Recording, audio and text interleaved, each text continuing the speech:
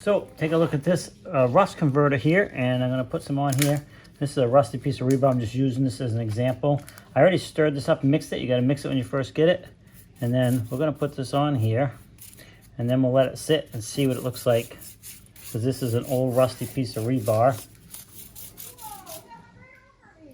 So we'll get this on there, and then we will let it dry, and I'll show you what it looks like once it is dry. So what this is a 2-in-1 rust conversion chemical or paint on substance, and all kinds of different uses for it. You know, rusty framework on a truck, or springs or valves, all different types of metal. Rusty, the best thing to do is clean the rusty metal up, sand it up a little bit, and then go ahead and apply this, and then this is going to convert the rust and help protect it. So I got a coat on there. We're going to let it dry and see, because it says let it dry for 24 hours.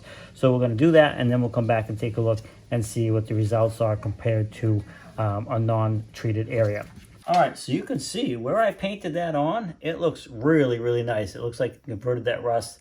At any rate, all this rusty stuff that was on there, you don't even see that anymore. It looks like this has sealed it up and protected it and kind of converted it. So I'm pretty happy with the results for sure. Now, as I said, these guys did send this out to me. You know, take a look. I think they might have more than one size, depending on how big the job is you're going to do.